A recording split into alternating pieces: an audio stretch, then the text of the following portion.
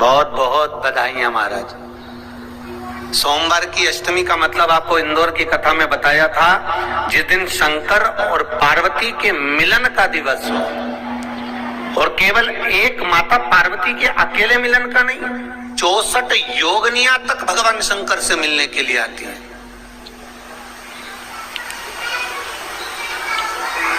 64 योगनियां।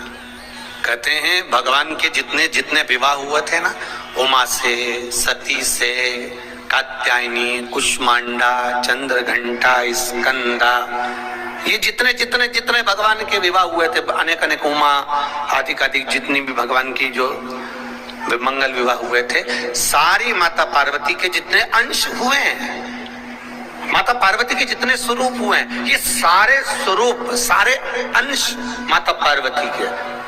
ये सोमवार की अष्टमी के दिन भगवान शंकर के मंदिर में आकर शिव जी के सम्मुख में बैठकर उस जलाधारी के नजदीक में, जहां शंकर जी का शिवलिंग होता है, उस जलाधारी के पास में उस दिन केवल पार्वती जी का हस्त कमल नहीं होता, स्वयं मां जगतजननी अपने कामन रूप में 64 योगनियां और शक्तियां सारी की सारी आकर उस जलाधारी के पास में विराजमान हो जाती हैं, और शंकर जी पे जो जल चढ़ता है वो देवियां ग्रहण कर कर शिव को अपना आनंद सुख प्रदान करती हैं। इसलिए कहते सोमवार की अष्टमी का महत्व बड़ा है, बहुत प्रबल। बाबा की कृपा है, शिव की कृपा से, भगवान शंकर की कृपा से ही सब कुछ आनंद में हो। और हम तो कहेंगे एक लोटा पानी चढ़ाने से पीछे मत हटना। सोमवार की अष्टमी के दिन शंकर के मंदिर जरूर जाना, बेलपत्र जरूर चढ़ाना, बाबा से विनय जरूर करना, निवेदन करना, बाबा को पूजन करना, घी का दीप लगाना और बाबा से विनय करना, बाबा मेरी ये मनोकामना है, मैं तो आपके चरणों में समर्पित करने के लिए आया, मेरी ये विनती को स्वीकार कर लो।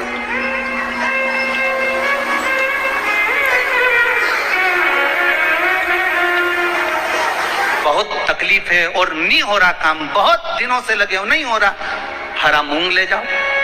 मूंग के दाने तो रहते हैं घर में, केवल 31 मूंग के दाने लेकर जाइए, 31 चावल के दाने लेकर जाइए और 31 ही बेलपत्र लेकर जाइए।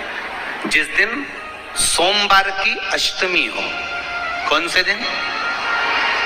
सोमवार की अष्टमी हो, उस दिन शंकर जी के मंदिर में जाओ, 3 चीज लेकर जाओ, मूंग के दाने, चावल, बेलपत्र। चावल जो 31 लेकर गए हो, अपनी कामना कर कर शंकर जी की देहली पर रख दो, चौखट पर, कहीं पर भी एकांत में उसको रख दिया गया।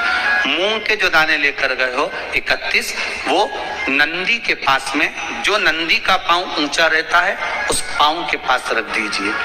और जो 31 बेलपत्र लेकर गए हो, वो 31 बेलपत्र अशोक सुंदरी वाली जो जगह है, आपको पहले बताया है कथा में, अशोक सुंदरी जी का स्थान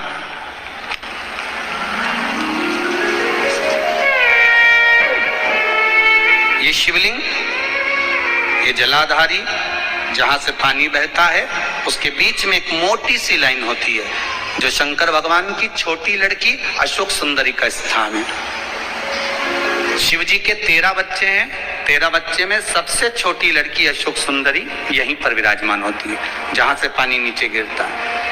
प्रत्येक शिवलिंग के सामने एक मोटी सी लाइन होगी, उस मोटी सी जो लाइन है अशोक सुंदरी, वहां पर जो 31 बेलपत्र लेकर गए हो, अपनी कामना कर कर पीला चंदन, लाल चंदन लगाकर उस पर समर्पित करते जाओ। उसकी डंडी जहां से पानी बहता है उस ओर होना चाहिए। आप निवेदन कर कर देखो, एक सोमवार की अष्टमी पर कर कर देखना, दूसरी सोमवार की अष्टमी आएगी, अपने आप आपका काम हो गया होगा। बाबा से निवेदन तो करो, क्यों भटक रहे? और धतूरे का फूल,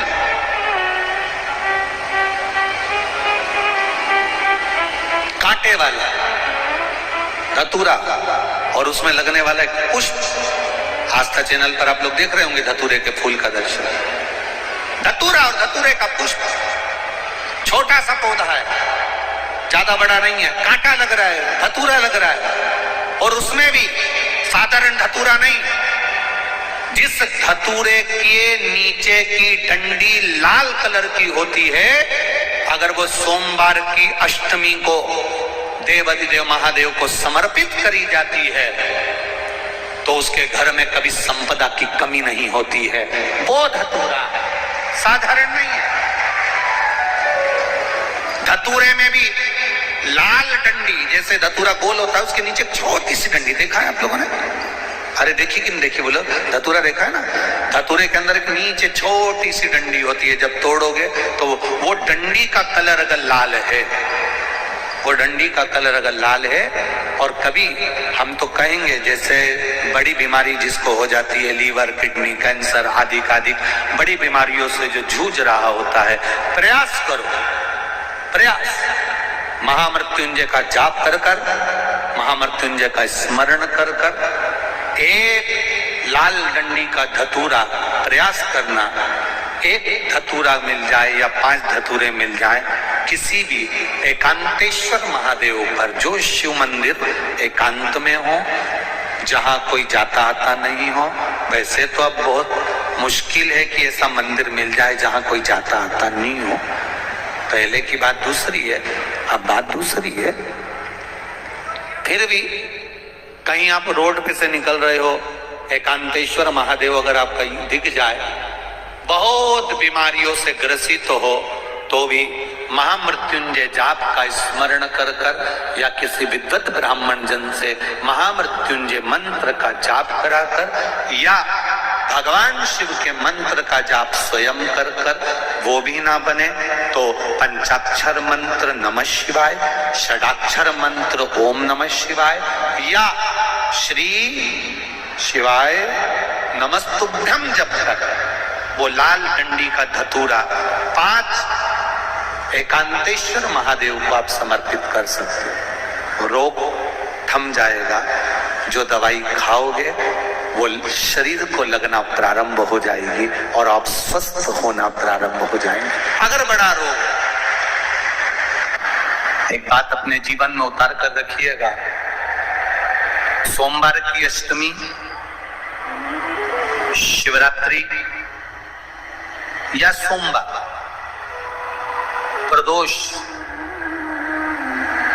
बन सके तुम्हारे पास में शिवालय हो या बेलपत्री का वृक्ष हो,